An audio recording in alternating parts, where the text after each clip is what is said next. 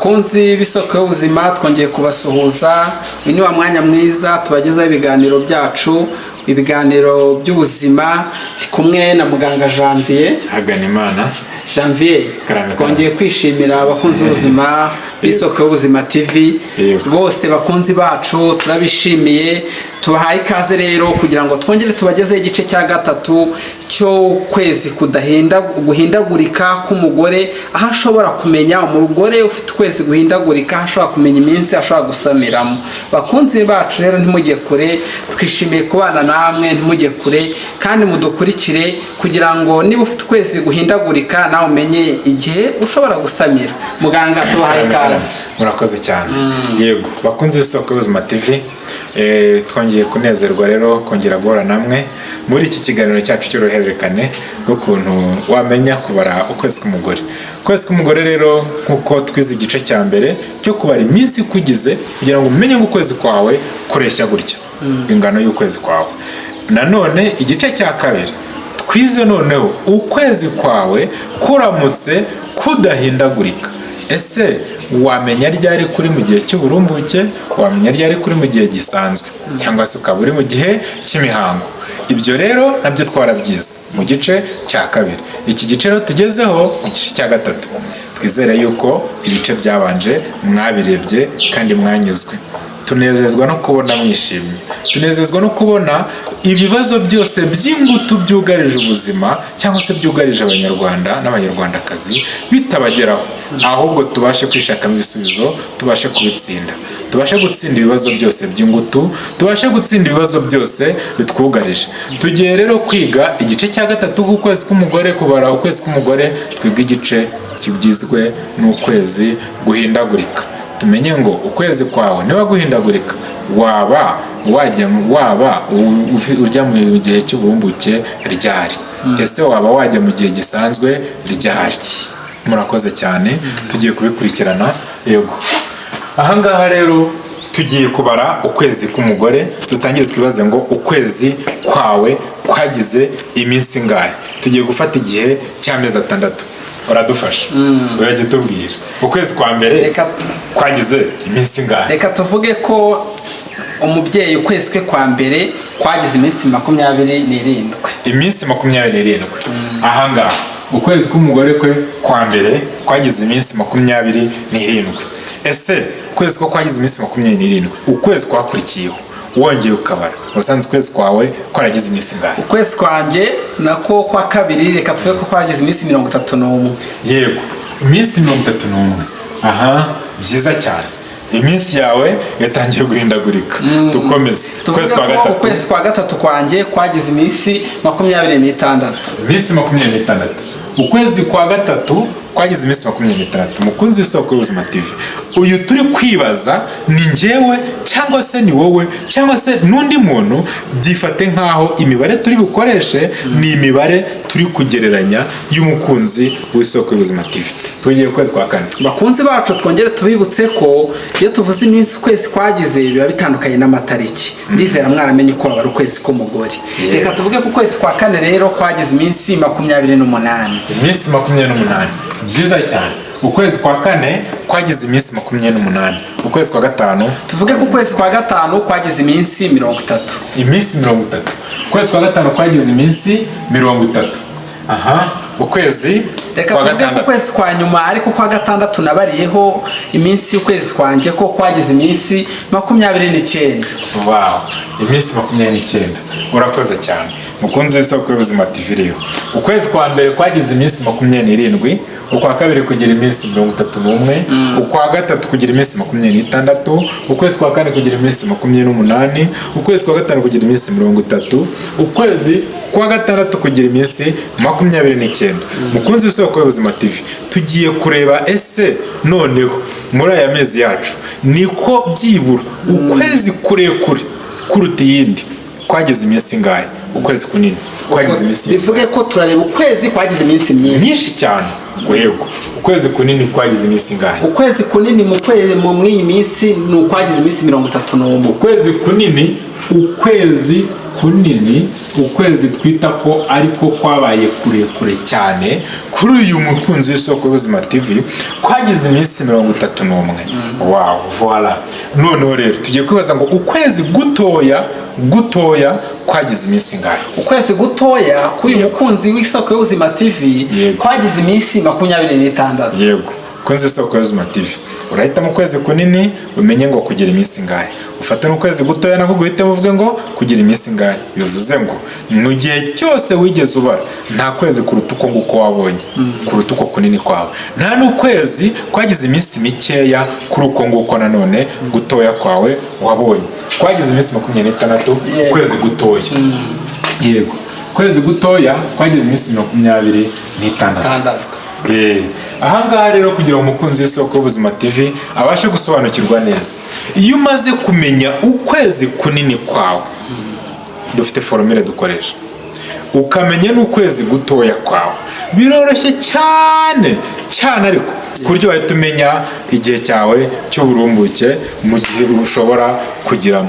Kubera ko utazi ngo mu kwezi gutaha uzagira ingahe, ushobora kuba uri muri ya range, uri muri cya gihe cyo hagati y'imyezi 26 na 31, ariko ntuzi ngo ukwezi gukurikiyeho wagira ingahe. Ushobora kugira 28, ushobora kugira 30, ushobora kugira 27, ushobora kugira 26, ariko nikube kunini kurusha ya yindi ufite 31, nikube na guto kurusha yindi ufite 26.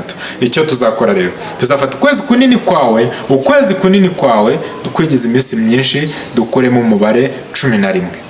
Ukwezi kwagize iminsi myinshi dukuremo umubare 11. Ukwezi twabonye harya kwagize iminsi myinshi niko no kwezi kw'iminsi ngahe? No kwezi kwa kabiri kwagize iminsi 31. Ukwezi kwagize iminsi 31. 31 niyo minsi myinshi igize ukwezi kwawe. Tuzakuramo 11 dusigarane 20. Noneho bakunze isoko y'ubuzima TV giye gufata ukwezi gutoya. Ukwezi gutoya kwagize iminsi 26. Ku kwezi rero ko turagufata tugakuramo 18. Tugakuramo 18. 18 none tuzabona kangahe? 26 kwa 18 iminsi 8. Mukunzi w'isoko y'ubuzima TV rero, kubera ku kwezi kwawe guhindagurika kuva hagati y'iminsi 26 kugeza kuri 31, ntujye uyirenza 31, ariko ntujye ujya no munsi ya 26. Ikintu rero uzakora, uzafata ku kwezi kw'iminsi myinshi ukuremo 11 ubone 20. Ufate ukwezi gutoya ku minsi 26 ukuremo 18 ubone 8. Bivuze ngo hagati yo kuva ku munsi wa 8 kugeza ku munsi wa 20, iyo minsi yawe ni iminsi uzajya wirinda. Buri kwezi kose ukurikijeho iyo minsi kuva ku munsi wa 8 kugeza ku munsi wa 20 ni iminsi yawe y'uburumbuke, iminsi twita fertile period, iminsi ushobora gukora imibonano mpuzabitsina ukaba wasama. Bivuze ngo ni ukuva ku munsi wa 8 ukageza ku munsi wa 10 wa 20. Yego, urakoze cyane. Kugeza ku munsi wa 20 irimo iyi minsi yose. Impamvu tuyishyiramo, twavuze ko imibereho cyangwa se ubuzima bw'intangangabo bushobora kugira amasaha 72 cyangwa se iminsi 3. Mu gihe ubuzima bw'intangangore imaze kurekurwa, imaze kugera mu muyoborantanga aho igomba gutegereza intangangabo, nawe ishobora kumaramo hagati y'amasaha 28 na 48. Bivuze ngo iyi minsi niyo mpamvu iba irimo. Iyi minsi yombi tuyishyiramo kuko muri ya masaha tuba twayabariyemo.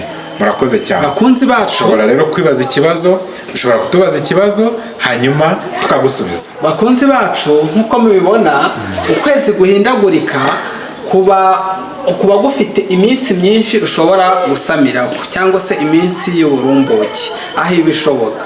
Ariko umuntu ashobora kwibaza ati ubu ko uyu muntu dushakiye twafatiye amezi 6 tukareba iminsi, tugakora na formule yacu tukabona iminsi ashobora gusamiraho, tubonye ko ari kuva ku munsi wa 8 kugera ku munsi wa 20.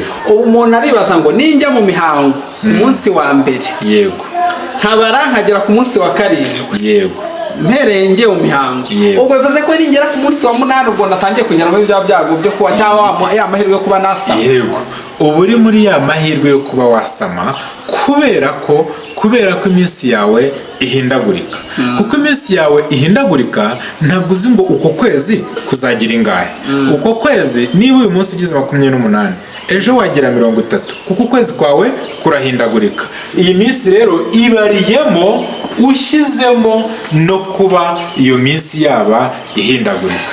Ubariyemo no kuba washyiramo kuba iyo minsi yaba ihindagurika. Muga, umukunzi wacu aratwandikiye aravuze ngo njyewe mfite narabibaze, nsanga ukwezi kwanjye kunini kugira iminsi 28. Ukwezi kwe kunini kwagize iminsi 28. Ukwezi kunini.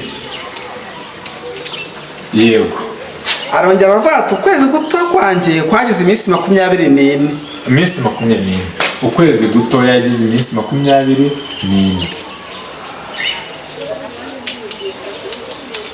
Yego. Arabajije ngo yego, Isoko y'Ubuzima TV mwamfasha kumenya iminsi yanjye y'uburumbuke igihe nshobora gusamiramo. Muga mwamukoze mwamusubiza kugira ngo umukunzi wacu nawe amenye iyo minsi nuko yamaze kubibara mu mezi 6 akabona uko ukwezi kwe kunini kungana n'ukwezi kwe gutoya. Murakoze cyane umukunzi wacu, wadukurikira bakagusubiza cyangwa n'undi wese mwamuhuje icyo kibazo nawe agasubizwa. Byiza cyane mukunzi w'Isoko y'Ubuzima TV rero turagushimiye cyane kuba byibura igice cya mbere warakimenye cy'ukwezi k'umugore, ukamenya kubara iminsi igize ukwezi kwawe. Ukaba waramaze kumenya ko ukwezi kwawe ushobora kugira iminsi 24, 26, 25, 27, 28. Ni kurenga 28 ariko nanone kujya munsi ya 24. Rero iki gice turiho cya gatatu kirakwigisha kumenya ko igihe wajya mu gihe cy'uburumbuke ni ikigereranyo cy'uburyo ushobora kuba wajya mu gihe cy'uburumbuke, kuko ukwezi gukurikiyeho ntabwo uzi iminsi kuzagira. Iyi rero izi formule dukoresha ibikomatanyije mu minsi yose ushobora kuzabamo ari igihe cy'uburumbuke, yaba ukwezi guto no kunini. Mukunzi w'Isoko y'Ubuzima TV rero fata agakayi n'agakaramu, urafata ukwezi kwezi kwawe kunini gufite iminsi 28 ukuremo 11. 28 dukuremo 11 turabona 17. Noneho dufate kura kwezi nanone gutoya. Yego, sari gato. Dufate nanone kura kwezi gutoya kw'iminsi 24. 24 dukuremo 13. Mukunzi w'Isoko y'Ubuzima TV rero kuva ku munsi wa 6 kugeza ku munsi wa 17, iyo minsi ni iminsi yo kwitondera mu gihe utiteguye kuba wasama cyangwa se ugakora imibonano mpuzabitsina ikingiye. Bivuze ngo ugomba kumenya ko ugomba guhera ku munsi wa 6 kugeza ku munsi wa 17. Iyi minsi yombi ni igihe cyawe, gishobora kuba ari igihe cy'isama ushobora gusamiramo.